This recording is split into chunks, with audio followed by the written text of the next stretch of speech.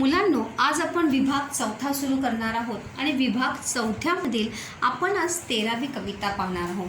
त्या कवितेचं नाव आहे हिरवगार झाडासारखं आणि कवी आहेत कवी जॉर्ज लोपिस.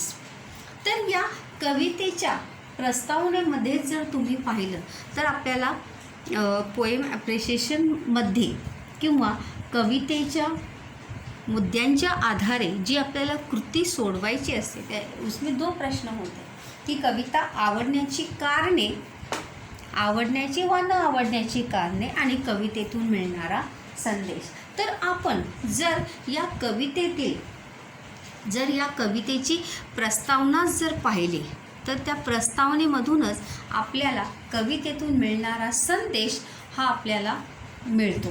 तर बघा, झाडांची सहनशीलता, यहाँ पर पेड़ की विशेषता दी है आणि कवितेतून कोणता संदेश आपल्याला कवीला द्यायचा आहे हे सुद्धा आपल्याला या प्रस्तावनेमधूनच कळतं. झाडांची सहनशीलता यानी सहन करने की क्षमता पेड़ों की, दातृत्व म्हणजे दान करणे, त्यानंतर सहकार्याची वृत्ती. झाडांमध्ये सहकार्य म्हणजे मदत करण्याची भावना जी आहे ती झाडांमध्ये आपल्याला दिसून येते. जैसे कि हम अक्सर देखते हैं कि हम पेड़ों को नुकसान पहुंचाते हैं लेकिन पेड़ हमें कभी भी नुकसान पहुंचाते नहीं हैं. ये सभी जो है स्वमत के लिए भी हमें ये सभी बातें जो है याद रखनी आणि त्याचबरोबर याच्यावर 2 प्रकारचे निबंधसुद्धा आपल्याला येतात. ते आपण कवितेच्या शेवटी पाहणार आहोत की निबंध कोणते आहेत ते.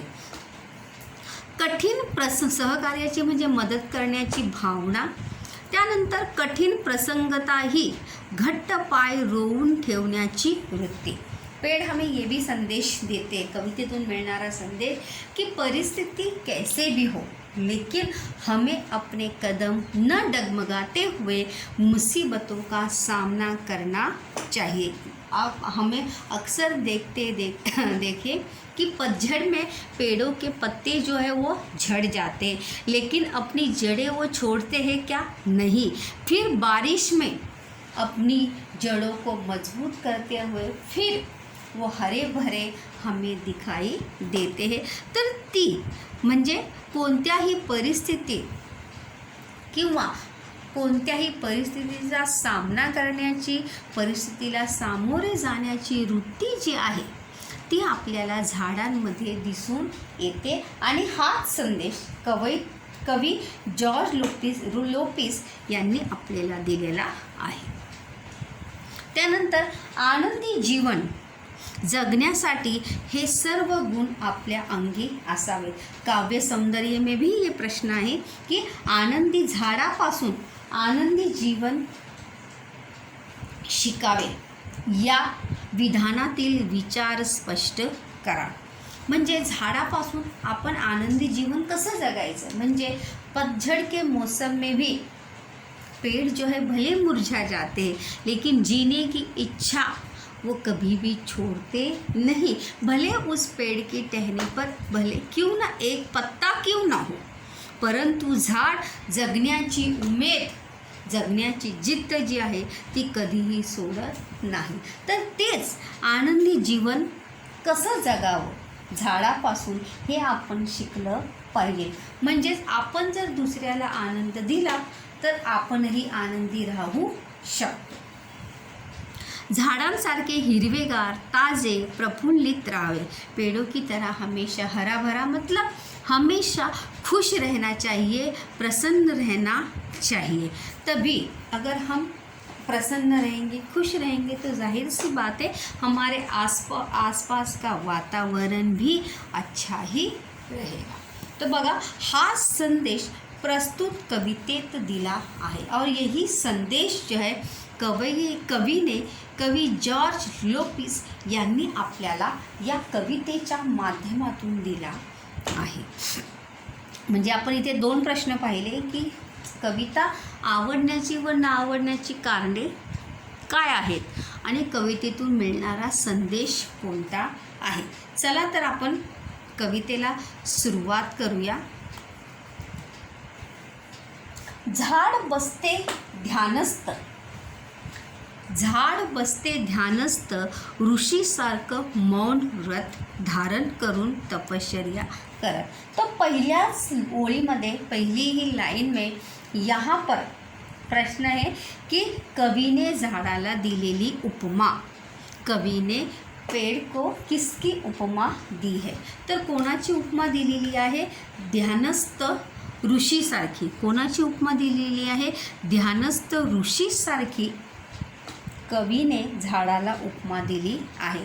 त्यानंतर मौन व्रत. मौन व्रत म्हणजे काही न बोलता. पुराने ज़माने में देखो ऋषि मुनि जो है तपश्चर्या करने के लिए तपों तक सालों तक बैठते थे. तर त्याचप्रमाणे बघा, झाड बसते ध्यानस्थ. ध्यानस्थ म्हणजे ध्यान करून, डोळे बंद करून, मौन व्रत धारण करून तपश्चर्या करत. मौन व्रत झाडाला झाड मौन व्रत धारण करतं. मौन व्रत धारण करणे म्हणजे काहीही न बोलणे. हा काय आहे? वाक्य प्रचार आहे.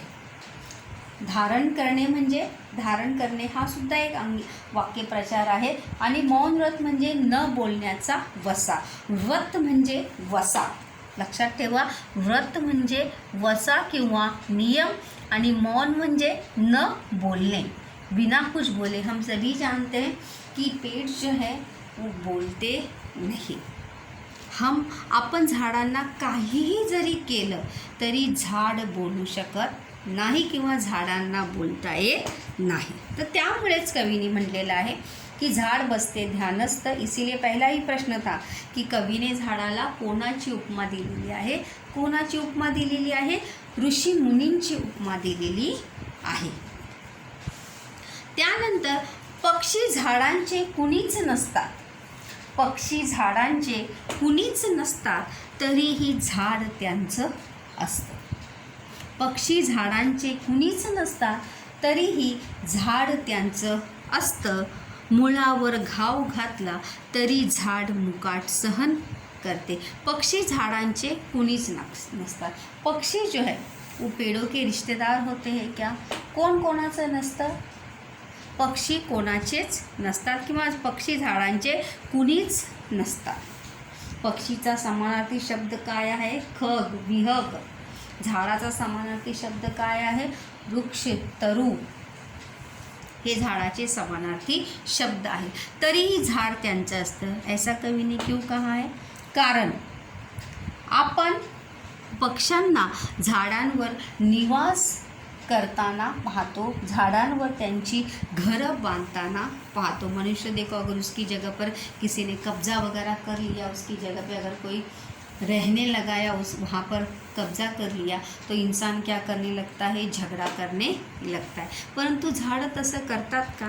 ते पक्षी जे आहेत ते झाडांचे कोणीही नसतात तरीही झाड त्यांचं असतं. फिर भी पेड़ जो है उनके होते हैं. म्हणजेच पक्षी झाडावर काय करतात? निवास करतात, आश्रय घेतात, आपली घरं झाडांवर बांधतात. पुढचं बघा, मुळावर घाव घातला तरी झाड मुकाट सहन करते. मुळावर घाव घातला, मूळ याने जड, घाव घालणे म्हणजे तोडणे, तरी मुकाट सहन करणे. मुकाट सहन करणे हा सुद्धा वाक्यप्रचार आहे. मुकाट म्हणजे गप्प बसून राहणे, काही न बोलणे. जरी आपण झाडाला तोडलं, कुऱ्हाडीचे घाव जरी घातले तरी झाड काय करतं? शांत उभं असतं, कारण की झाडाला बोलता येत नाही. म्हणूनच कवी जॉर्ज लोपिस कहते हैं कि मुळावर घाव घातला तरी झाड मुकाट सहन करते. झाड अलगद उतरतात दवाचे टपोरे थेंब. इथे पुन्हा एक प्रश्न आहे की अलगद उतरणारे काय? अलगद काय उतरतात? दवाचे टपोरे थेंब. काय उतरतात अलगद? दवाचे टपोरे थेंब. अलगदचा अर्थ काय आहे? हळूच. काय आहे अलगद या शब्दाचा अर्थ? हळूच, धीरे से. दवाचे टपोरे थेंब. दव याने ओस, पत्तों के ऊपर देखो, जब बहुत ज़्यादा ठंडी होती है, जाड़े का मौसम होता है, तो पत्तों पर पाणी की बूंदे होती आहे, त्यालाच काय म्हणतात, दवाचे टपोरे थेंब.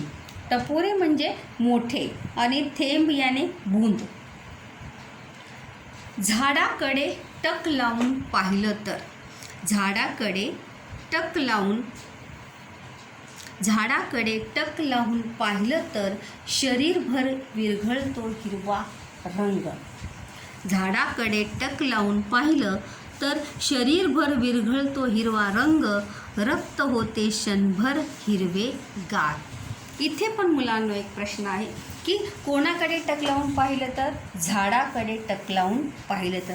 टक लावून पाहणे म्हणजे एकसारखे पाहणे, बिना पलके झपके देखना.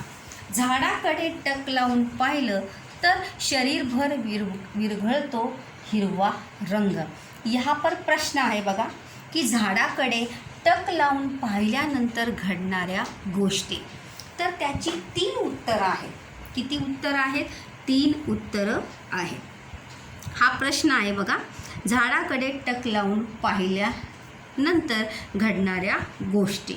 तर त्याचं पहिलं उत्तर आहे शरीरभर विरघळतो हिरवा रंग. शरीरभर विरघळतो हिरवा रंग मतलब हमारा शरीर जो है पूरा हरा भरा हो जाता है क्या?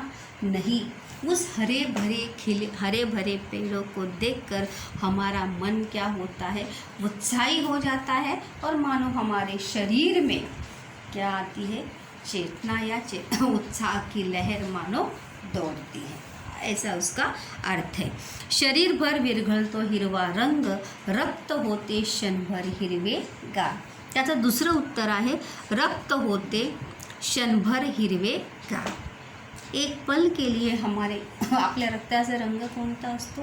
लाल असतो. परंतु एक पल के लिए मानो ऐसा प्रतीत होता है कि आपल्या रक्ताचा रंगसुद्धा काय झालेला आहे, हिरवा झालेला आहे. ऐसा कब लगता है? जब हम पेड़ों की तरफ एकटक म्हणजे एक सारखे जेव्हा आपण पाहतो. ये दूसरा उसका उत्तर है.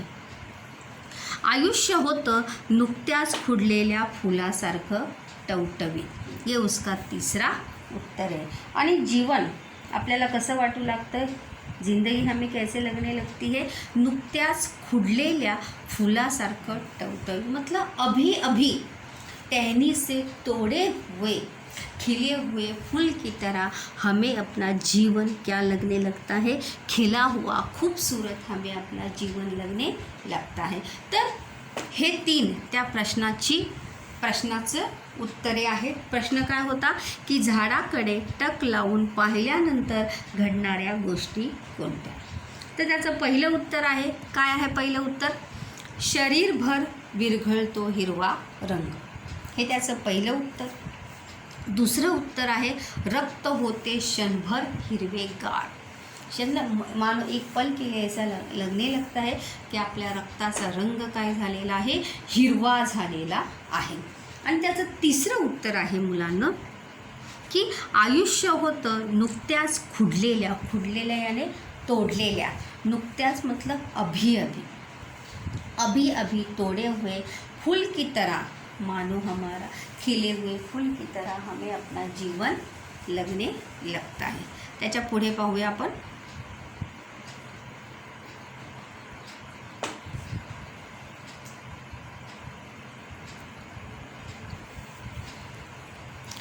झाडांचे बाहू सरसावलेले असतात मुसाफिरांना कवीत घेण्यासाठी. झाडांचे बाहू सरसावलेले असतात मुसाफिरांना कवीत घेण्यासाठी. कवीत घेणे, मिठीत घेणे, आलिंगन देणे. मुसाफिर म्हणजे यात्रेकरू. याद रखिए, यात्रेकरू किंवा प्रवासी, इसका ये अर्थ है समानार्थी. जब कविता के शब्दों के अर्थ पूछे जाते हैं तो ये सभी शब्दों के अर्थ जो है वो याद आपको रखने होते हैं. बाहू म्हणजे हात. झाडाचे बाहू सरसावलेले असतात मुसाफिरांना कवेत घेण्यासाठी. भी पेड़ जो है लोगों को आलिंगन देते हैं क्या? नाही. तर बाहू म्हणजे हात.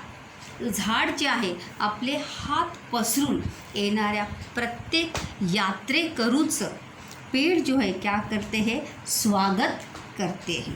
झाड जे आहे येणाऱ्या प्रत्येक प्रवाशाचं काय करत असतं, स्वागत करत असतं. म्हणजे हा आपला आहे, हा आपल्या ओळखीचा आहे असा भेदभाव जो आहे झाड कधीही करत नहीं. पेड़ कभी ऐसा सोचते कि इसने मुझे पानी दिया है, इसने मुझे तोड़ने का प्रयास किया है या इसने मुझे तोड़ा है, असं झाड कधीही भेदभाव करत नाही. म्हणूनच कवयिनी म्हणलेलं आहे की झाडांचे बाहू सरसावलेले असतात मुसाफिरांना कवेत घेण्यासाठी. सरसावणे म्हणजे पुढे करणे या पुढे जाने. हमेशा पेड़ जो है प्रवासी का, यात्रेकरों का, मुसाफिरों का स्वागत करने के लिए हमेशा तैयार रहते. कवेत घेणे म्हणजे मिठीत घेणे. कोणाला कवेत घेण्यासाठी प्रश्नसुद्धा आहे, मुसाफिरांना. कोणाला कवेत घेण्यासाठी, मुसाफिरांना. त्यानंतर दुसरं बघूया, पानझडीनंतर झाडं पुन्हा नवीन वस्त्र धारण करतं. पानझडीनंतर यानी पतझड़ के बाद, पतझड़ के बाद जो है पेड़ जो है फिर से झाडांवर नवीन पानं येतात. नवीन वस्त्र म्हणजे पेड़ कपडे पहनते हैं क्या, नहीं. तर झाडं काय करतं, नवीन वस्त्र जी आहे ती धारण करतं नव्या नवरीसारखी. यहाँ पर देखो कवि पेड़ों को किसकी उपमा दी है, पण पानझडीनंतर झाडं पुन्हा नवीन वस्त्र धारण करतं नव्या नवरीसारखं.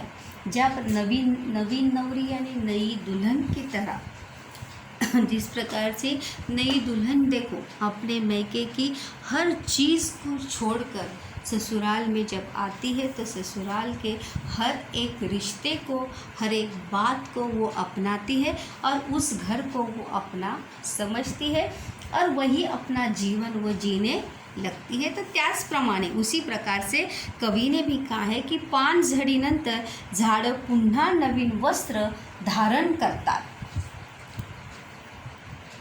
झाडं पुन्हा नवीन वस्त्र कधी धारण करतात, प्रश्न पण आहे.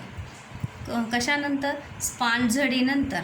कशानंतर, एका वाक्याचं उत्तर आहे बघा हे की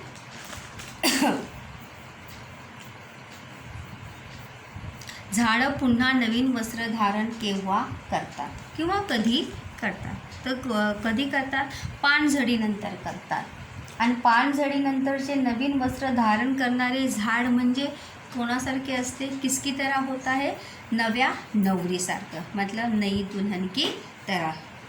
जिस प्रकार से नई दुल्हन हमें सजी सवरी श्रृंगार की हुई नज़र आती है, उसी प्रकार से हरे भरे पत्ते, नए जब पेड़ों पर पत्ते आते हैं तो वो भी हमें नई दुल्हन की तरह ही लगते हैं. झाडाला पालवी फुटली. वस्त्र म्हणजे कपडे, लक्षात ठेवा. झाडाला पालवी फुटल्यावर फुटते शरीरभर पालवी. प्रश्न पण आहे बघा, फुटते, झाडाला पालवी फुटल्यावर झाडाला पालवी फुटल्यावर फुटते शरीरभर पालवी आणि झटकली जाते मरगळ. मरगळ म्हणजेच कंटाळा, आळस, थकवा. शब्दाचा अर्थ लक्षात ठेवा. झटकली जाते, झटकली जाते म्हणजे दूर होते किंवा आपण आपल्यातला आळस, कंटाळा, निरुत्साह जो आहे तो काय करतो, सुस्ती जी आहे ती दूर करतो.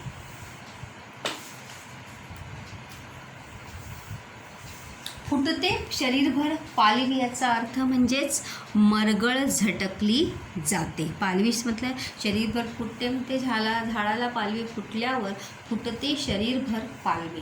मतलब मानो हमारे शरीर में भी एक क्या आया है, नया उत्साह या एक नया उत्साह संचारने लगा है, ऐसा मानो हमें प्रतीत होने लगता है. पक्ष्यांच्या मंजूळ नादात झाडांचंही जीवनाचं एक संथ गाणे दडलेले असते. इथे सुद्धा एक प्रश्न आहे बघा की झाडांच्या जीवनाचं गाणं कशात दडलेलं असतं? काय प्रश्न आहे बघा, एका वाक्यातला प्रश्न आहे किंवा चौकट पूर्ण करा के लिए भी ये प्रश्न आ सकता है की झाडांच्या जीवनाचं गाणं कशात दडलेलं असतं? कशात दडलेलं असतं? पक्ष्यांच्या मंजूळ नादात. मंजूळ म्हणजे गोड, मधुर. इसका ये समानार्थी शब्द है. मंजूळ का समानार्थी शब्द आहे मधुर, गोड. आणि मंजूळ का अपोजिट शब्द आहे कर्कश, कानाला त्रास देणारा असा आवाज. आणि नाद म्हणजे काय? आवाज.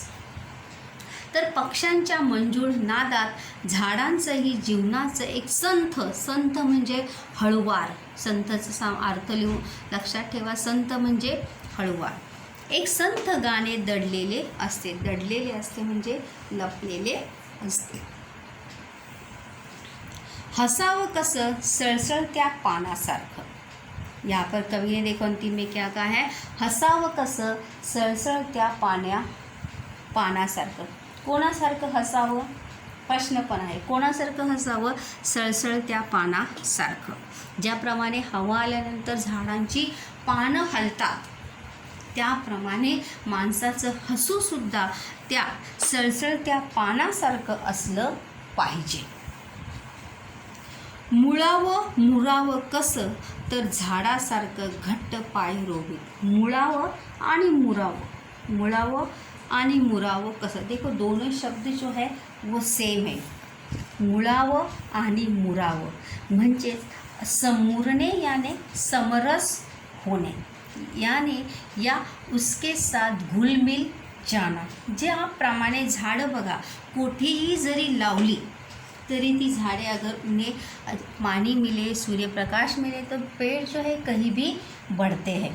वो ये नहीं देखते कि ये जगह अच्छी है, ये खराब है किंवा मी इथे उगवणार नाही. असं झाड जे आहे कभी भी ऐसा पेड़ सोचते नहीं. त्यालाच म्हणतात मुळावं मुरावं. मुळावं याने अपनी जड़े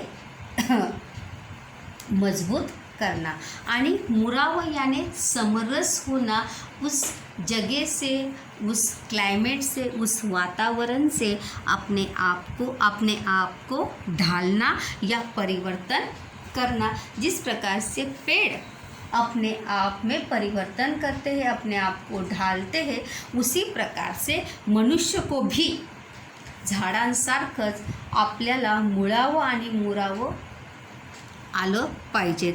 झाडांसारखं घट्ट पाय रोवीत. घट्ट याने मजबूत.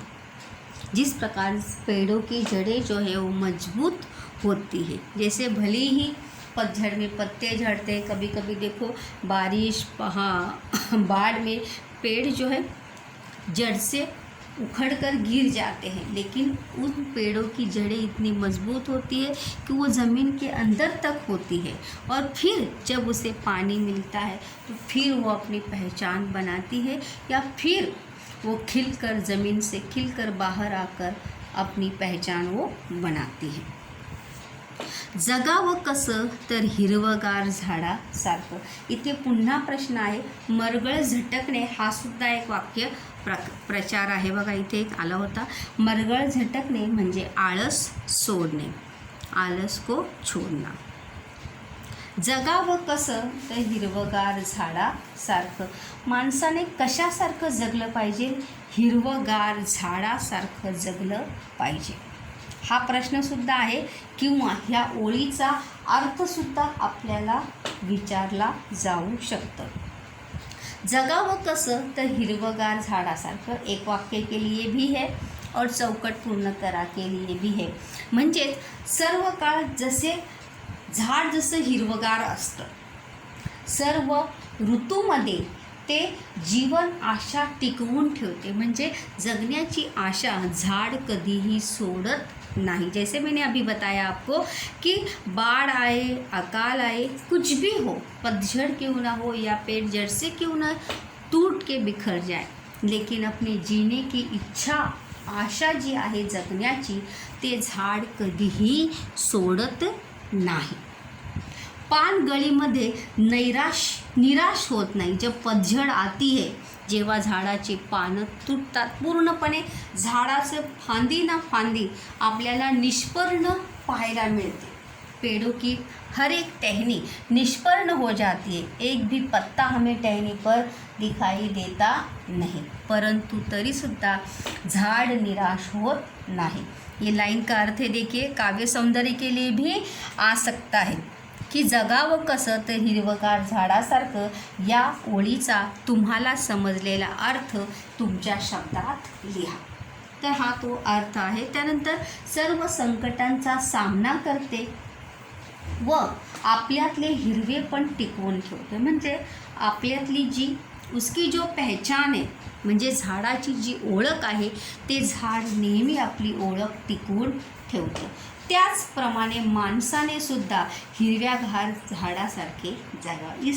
उसी प्रकार से जी माणसाने सुद्धा आपली ओळख निर्माण करून ठेवली पाहिजे. भले कितनी भी मुसीबतें आए, निराश न होते हुए, संकटों पर मुसीबतों के ऊपर मात करते हुए, उनका सामना करते हुए, उससे मार्ग निकालते हुए आगे ही आगे मनुष्य को जीवन में बढ़ते रहना चाहिए, असा त्या ओळीचा अर्थ आहे. रोजच चिंतन करावं कसं तर झाडासारखं. चिंतन करणे म्हणजे काय? आता तुम्ही बोला झाड कशा प्रकारे चिंतन करतं. चिंतन म्हणजे मनात विचार करणे, मनात अंतर्मुख होऊन विचार करणे. झाडासारखा आपणही मनात सखोल विचार केला पाहिजे. आपल्या आयुष्याचे चिंतन आपण केले पाहिजे. अंतर्मुख, हमें पेड़ों की तरह अंतर्मुख होने को आना चाहिए. विवेक की अंतर्मुख होऊन विवेकी व्हावे. विवेकी यानी संयमी व्हावे. मनुष्य के अंदर संयम होना आवश्यक है. अगर संयम नहीं हुआ तो वो मुसीबतों से हार कर जीवन में क्या मान सकता है? हार मान सकता है. म्हणूनच कवीने म्हणलेलं आहे की रोजच चिंतन करावं कसं तर झाडासारखं. मतलब पेड़ों की तरह अंतर्मुख होकर, संयमी होकर. पेड़ पतझड़ में अपना संयम खोते हैं क्या? कदापि नहीं. अपने संयम को बनाते हुए अपनी पहचान वो बनाते हैं. तर अशा प्रकारे मुलांनो, आपण इथे हिरवगार झाडासारखं ही कविता पाहिली. याच्यावर सोमताचे प्रश्न बघा की झाडांचे मानवी जीवनातील स्थान याविषयी तुमचे विचार स्पष्ट कराइए. स्वमत का प्रश्न है. जैसे मैंने पहले भी बताया कि काव्य सौंदर्य ही में ही मराठी में स्वमत के प्रश्न आते हैं. तर झाडांचे मानवी जीवनात काय स्थान आहे? झाड परोपकार वृत्तीचं आहे, निस्वार्थी आहे. ज्याप्रमाणे मी सांगितलं की झाडं प्रत्येक माणसाला फुलं, फळं, पानं, सावली देतात. झाड असा कधीही विचार करत नाही की या माणसाने मला पाणी दिलं नाही किंवा या माणसाने माझी काळजी घेतली नाही. झाड कधीही भेदभाव करत नाही. तर वही झाडांचे हे सर्व सद्गुण जे आहेत ते माणसाने आपल्यामध्ये आत्मसात केले पाहिजे. ये सोमत का दुसरा प्रश्न आहे. त्यानंतर आपल्याला असं सुद्धा प्रश्न येऊ शकतो की निबंध, जैसे मैंने शुरुआत में ही बताया, याच्यावर निबंधसुद्धा आहे की झाडाचे आत्मवृत्त. हा आत्मकथनात्मक निबंध आहे. इसी कविता के ऊपर आधारित वो निबंध आहे, झाडाचे आत्मवृत्त. इसमें बहुत सारी बातें जो है वो पेड़ों के संबंध में बताई गई है की झाड कशासारखं आहे? ऋषीसारखं, ध्यानस्थ ऋषीसारखं. ते तपश्चर्या करत असतं. पक्षी झाडांचे कोणीच नसतात, माणसं झाडांचे कोणीच नसतात, तरीही झाड त्यांचं असतं. ये बहुत सारी बातें जो है इस कविता से आप अपने निबंध के लिए ले सकते. त्याचबरोबर आत्मकथनाबरोबरच यामध्ये दुसरा एक निबंध प्रकार आपल्याला याच्यामध्ये येऊ शकतो, तो म्हणजे वैचारिक निबंध. झाडे लावा आणि झाडे जगवा. हा वैचारिक निबंधसुद्धा आपल्याला या कवितेच्या संदर्भात येऊ शकतो. ही आपल्याला ही सांगायची आवश्यकता का वाटते की झाडे लावा आणि झाडे जगवा. झाडे तर आपल्याला काहीही त्रास देत नाही, आपल्याला कोणतंही नुकसान आपल्याला पोचवत नाही, तरीही आपल्याला असं का सांगावं लागतं की झाडे लावा आणि झाडे जगवा. त्यानंतर प्रश्न आपण इथे पाहिले होते बघा. झाडाकडे टक लावून पाहिल्यानंतर घडणाऱ्या गोष्टी. पहिलं आहे शरीरभर विरघळतो हिरवा रंग. दुसरं आहे रक्त होते क्षणभर हिरवेगार. आणि आयुष्य कशासारखं वाटतं? नुकत्याच खुडलेल्या फुलासारखं. त्यानंतर झाडांचे बाहू सरसावलेले असतात. कोणांना कवेत घेण्यासाठी? मुसाफिरांना कवेत घेण्यासाठी. पानझडीनंतर झाडं पुन्हा नवीन वस्त्र धारण करतात. कोणासारखी? नवीन नवरी सारखी. नवीन नवरी याने नई दुल्हन की तरह. झाडाला पालवी फुटल्यावर शरीरभर पालवी फुटते, म्हणजे आपल्याला उत्साह संचारतो आणि झटकली जाते मरगळ. मरगळ झटकणे म्हणजे आळस झटकणे किंवा आळस सोडणे. त्यानंतर प्रश्न पुन्हा होता की झाडांच्या जीवनाचं गाणं कशात दडलेलं असतं? कशात? पक्ष्यांच्या मंजूळ नादात. त्यानंतर हसावं कसं? सळसळत्या पानासारखं. कशासारखं हसावं? सळसळत्या पानासारखं. मुळावं मुरावं कसं? झाडासारखं घट्ट पाय रोवी. ज्याप्रमाणे झाडांची मुळं घट्टपणे रोवलेली असतात, त्याप्रमाणे माणसाने सुद्धा आपली ओळख निर्माण केली पाहिजे. जगावं कसं? हिरवगार झाडासारखं. आणि रोजच चिंतन करावं कसं? तर झाडासारखं. चिंतन करणे म्हणजे अंतर्मुख होऊन विचार करणे. विवेकी म्हणजे संयमी राहून माणसाने आपलं आयुष्य जगलं पाहिजे. जर माणसाने संयम सोडला तर माणूस जो आहे, माणसाचं अधःपतन होऊ शकतो. त्यामुळे माणसाच्या जीवनामध्ये संयम की झाडासारखा विवेकीपणा हा असला पाहिजे.